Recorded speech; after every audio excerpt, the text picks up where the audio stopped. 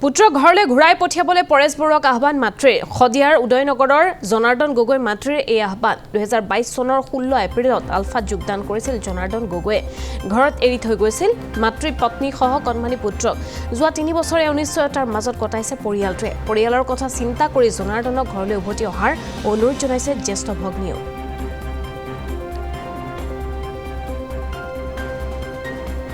একাতৰ আহ্বান জনাইছে পৰিয়ালটোৱে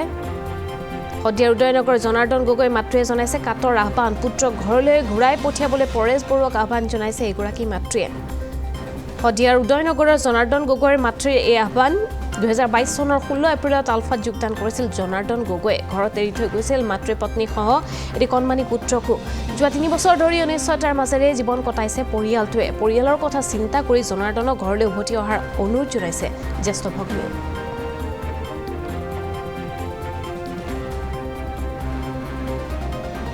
একমাত্ৰ ল'ৰা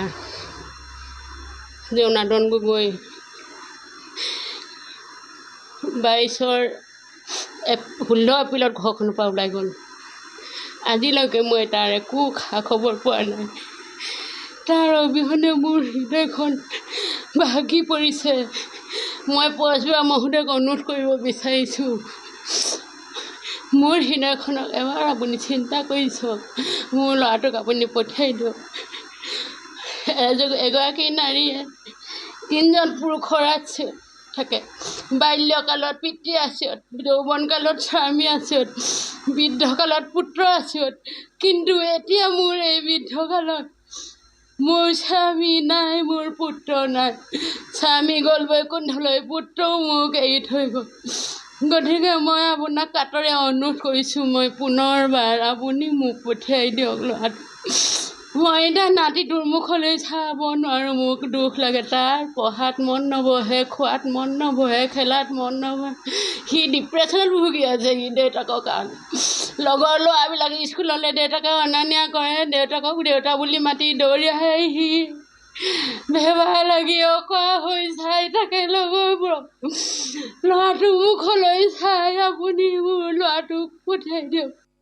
পত্নীৰ কথা ভাবি তোৰ সন্তানৰ কথা ভাবি আৰু মাৰ কথা ভাবি তোৰ ঊৰ্ধ্বতম কৰ্তৃপক্ষৰ অনুমতি লৈ ঘৰলৈ ঘূৰি আহ এগৰাকী পত্নী স্বামী কাষত নাথাকিলে এগৰাকী মাকে সন্তান কাষত নাথাকিলে বা এটা পুত্ৰই দেউতাক কাষত নাথাকিলে কেনেকুৱা অনুভৱ কৰে সেয়া ভুক্তভোগীয়েহে জানে গতিকে সকলোবোৰ বুজি ঘৰলৈ যেন ঘূৰি আহক তাকে মই কামনা কৰিছোঁ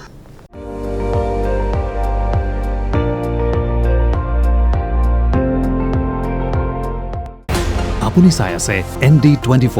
সৰ্বশ্ৰেষ্ঠ নহয় সৰ্বোত্তমৰ দৌৰ